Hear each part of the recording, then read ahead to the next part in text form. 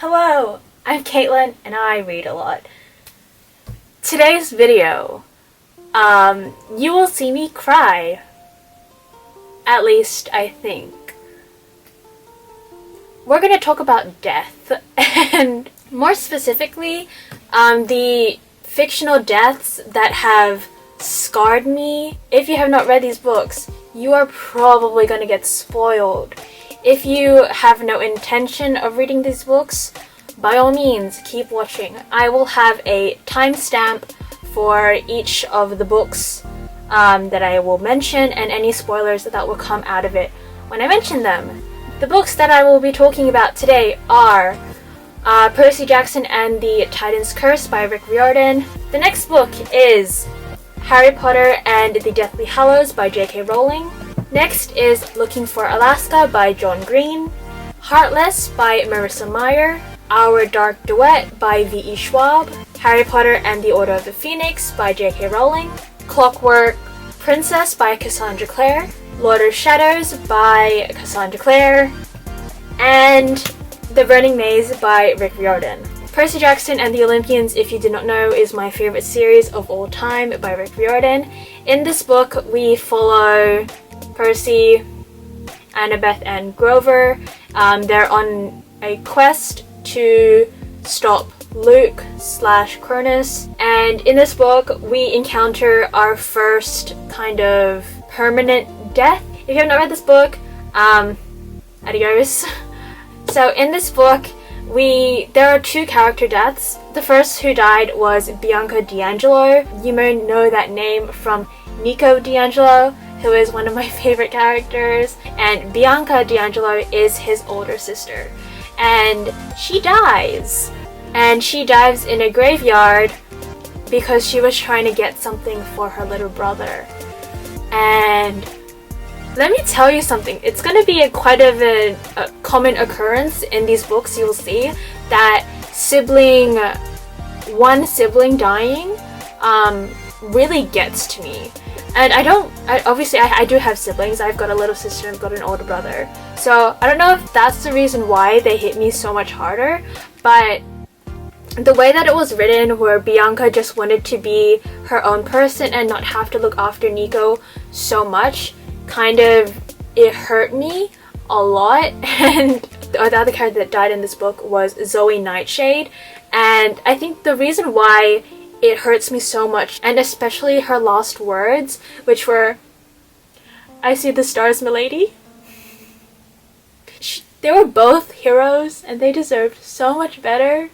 And the next book that I will be talking about is Harry Potter and the Deathly Hallows. There's several deaths actually in this book that people could be thinking I'm talking about, but for me, the most painful death in this book specifically was Fred Weasley. You don't just kill off one twin, J.K. Rowling.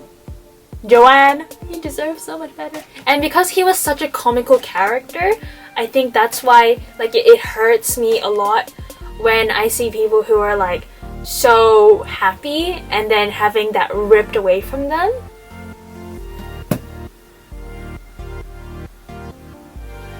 Okay, the next book is Looking for Alaska by John Green, which is my favorite John Green book, if you do not know.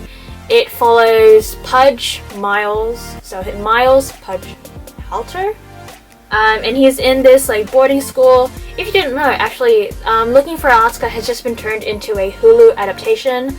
It is in Australia. You can watch it on Stan. So shout out to Bella, who gave me her account so that I could watch it. I'm halfway through it. Absolutely loving it. It's so good. Miles goes to seek the great perhaps, and he has an obsession with lost words, but he did not know what Alaska Young's lost words were. And I knew it from the beginning, okay? If you read a lot, then you tend to pick up on little things and foreshadowing things that authors do in order to keep their plot going, and also to kind of give little hints to their readers, say yeah, well, I figured out that she was going to die pretty early on. You know why? Because literally there is a part that is called Before, and there's no chapter titles. It only says 136 days before. As I'm continuing to go through the book, the numbers are going down. Okay? And then I get to the second part of the book, and it's called After. And you know what after means? Well, the first chapter after is called The Day After. I'm literally crying on the internet over fictional people. Alaska Young deserve better. Next book. Heartless by Marissa Meyer. This is actually probably one of the least well-known books by Marissa Meyer, who is the same author of the Lunar Chronicles, which is a sci-fi series. It is a standalone story about the Alice in Wonderland / Queen of Hearts kind of story. I've only read this once, but it left such an impact on me that I still think about this death. Whenever I cry about a book, to this day, my sister comes up, she says, "Hey Ate, is it like that time when you cried about the Joker?" And I say, "No, because this was worse. This was so bad. I had to reread that passage several times before I understood what was happening, because I was just like, no. And I literally I had to close the book, and I had to be like, and then I would read it again, then I would close the book, and then I'd be like, no.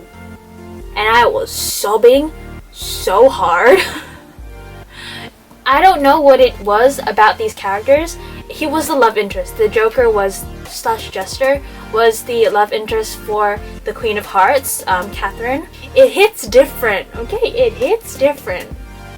And he didn't think that he was good enough for Catherine because he was just a jester and she was the most desired woman in Wonderland, but they still loved each other regardless. Keep going with the video, Caitlin. This was a good idea. The people asked for this. It's gonna be okay. The next book is The Dark Duet. The first book, This Savage Song by V.E. Schwab, is actually one of my favorite books of all time. So, I realized while editing this video, I didn't actually explain very well about what This Savage Song is about, which is the first book in the series. Basically, in This Savage Song, monsters are born out of acts of violence, and there are 3 types of monsters. The first is the Corsai, and these creatures are born of non-lethal acts of violence. These Corsai are kind of shadow and bone type of creatures, and they're really creepy.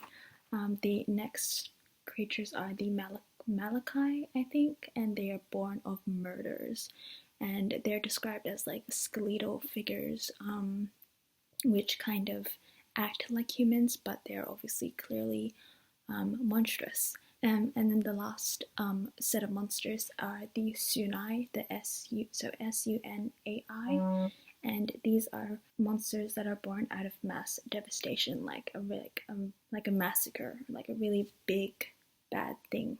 So those are the 3 types of monsters in This Savage Song and that world. And basically in this book, the city that the 2 main characters live in, Kate Harker and August Flynn, it's split down the middle. So one side is the Harker family, and then one side is the Flynn family. And so on the Harker side rules the monsters, and then he makes the humans pay for protection and stuff. And Kate Harker, the daughter of, I forgot the dad's name, but Kate Harker, the daughter, she wants to be like his dad. She wants to be ruthless, and she wants to. And then on the Flynn side, August Flynn is a monster, and he is actually a Sunai. Obviously, these people are of 2 opposing teams and families, and they have to find a way to kind of get what they want, and also kind of fulfill their own wants, because Kate wants to be like her dad, and then August, a monster, wants to be human. I probably didn't explain it very well, so I do really highly recommend that you look it up. But yeah, that's all from me editing Caitlin. And the person who dies spoiler, is one of the main protagonists, Kate Harker. And I think the reason why it hurts so much is because of the circumstances and the fact that she went through so much and she still died, and she was able to achieve everything. Like, she was able to get back at the person who killed her mother, but in doing so, she also lost her father, and I'm pretty sure she was falling in love with August, who was the other main character.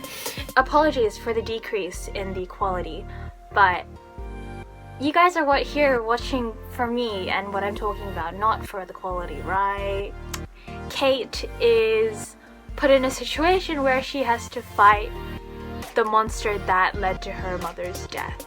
And in this book, August, who is our other main character, and also a monster, one of the most rare monsters, he feeds on the souls of those corrupt. So those who have committed crimes, he will feed on their souls by playing a violin.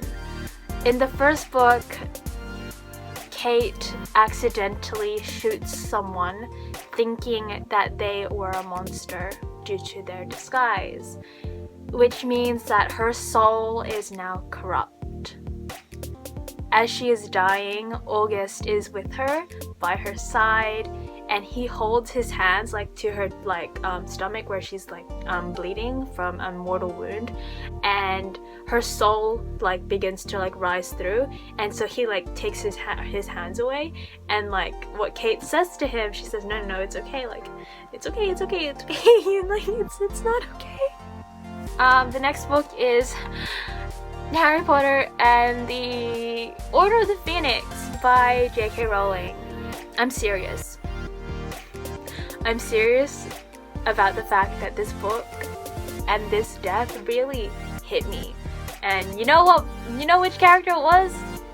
Sirius Black. The reason why this hits different in comparison to the other ones is because of Sirius was, in my opinion, all that was left of Harry's original family. He was there before. I mean, I know Remus counts, but oh my god, I'm actually crying. There was just something about Sirius's death, and that if it had been in any other place except for the something mysteries, is it Hall of Mysteries or something? If it had been in any other place except for that room, and he fell through the veil.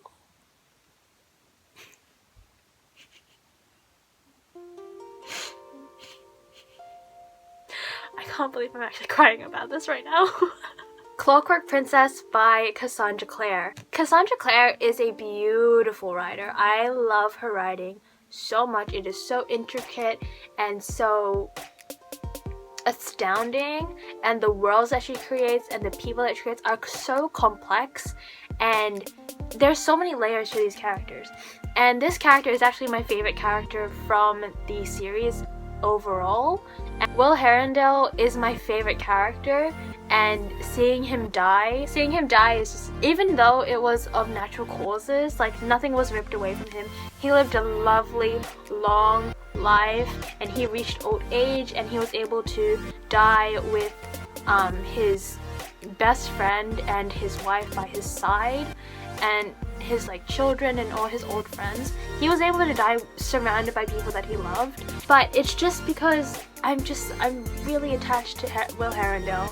The circumstances, I think, is what really got to me, because these three are the original, the best love triangle in the whole book world. Nothing can compare to Harrow and Greystairs, and it's still so high up on my list of heartbreaking fictional deaths, because he's my favorite. Next, we have a double whammy with this book as well.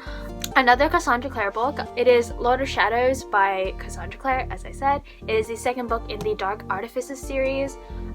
Robert Lightwood is a supporting character that has been with us since the first Mortal Instruments book. And I think the reason why it hurt me so much was because he was a parental figure, and not only that, but his relationship and Alex's relationship, I'm already crying, has been on the mend, and it hurts a lot because him and Alec had gone through so much, especially with discussing Alec's sexuality and him and his dad not being okay with it at the beginning, but slowly starting to accept it, and then just dying. And I honestly don't think he needed to die. I don't think he needed to die. The other character that I'm going to talk about, I see where you're going with it. I see how it helps the plot. But this one, Robert Lightwood, you didn't need to do that. You know, earlier when I was saying you don't kill off one twin, Cassandra Clare only killed one twin. Livia Blackthorn. You don't kill one twin, and you don't kill her in the middle of so many people, and you don't make her older brother, who practically raised her since he was 12 and she was 10, you don't make him cry over her body and try to heal her.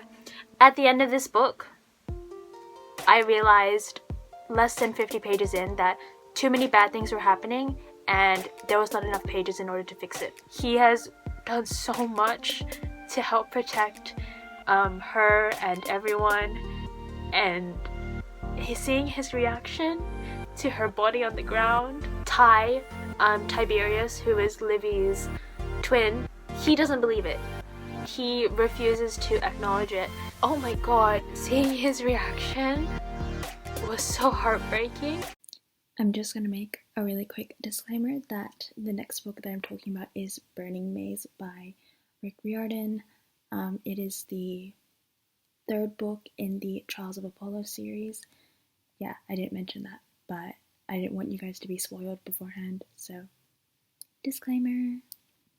This character is from the Heroes of Olympus series, so I have not read a book about him or about the characters that are mentioned in this book for about 3-4 years, and so seeing them again was so good. And he actually wasn't my favorite character, if anything maybe like least favorite characters I want to say, but the only reason why I didn't like him was because everyone kept calling him the second Percy, and Percy is irreplaceable in my heart. In Trials of Apollo, The Burning Maze, Jason Grace dies. And it's not just that. It's not just the gruesome way in which that he dies, literally stabbed through the chest twice. And his last words to Apollo is, "Remember your promise?" Because Jason was trying to help fix the world, and that in itself kind of reminded me to a parallel of Percy Jackson. He wanted to make the world a better place for demigods and to pay their respects to gods who weren't getting enough attention, and he just wanted to do better. He wanted to make everything better, and that's all that Jason has ever done in these series. Like, he's been a leader because he was expected to. He did all these things because he was expected to, but this was the one thing that he wanted to do. Wow, I'm really like not okay.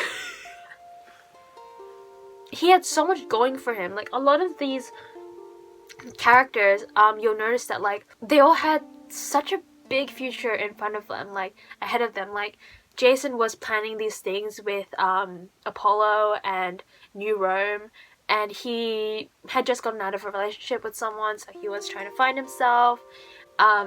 More on that, like, he had just been reunited with his sister, who he hadn't seen since he was a kid, who he had been separated from. He didn't know that Leo was okay.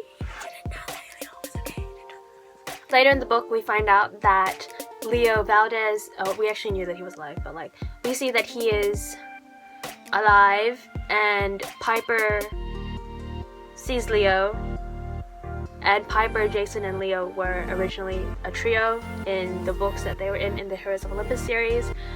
And Leo says to Piper, after the incident. Where's Jason? He's dead, that's where he is. Thank you for watching this video. If you enjoyed my crying face or... No, that's pretty much all I did in this video. If you enjoyed this video, if you found it entertaining, if you cried about a fictional character before, by all means, like this video. Comment down below which face I pulled was the funniest. This goes without saying that I also get really attached to TV characters and movie characters, so if you would like a video about me talking about TV / movie people, I'd be happy to make one about those as well. If you want to see more content like this, where I am a mess, then subscribe, and I hope you guys are having a good day. Better than me, at least I hope. It's currently afternoon where I am, so good afternoon, but whatever time you're watching this, good morning, good afternoon, good evening, good night, and goodbye.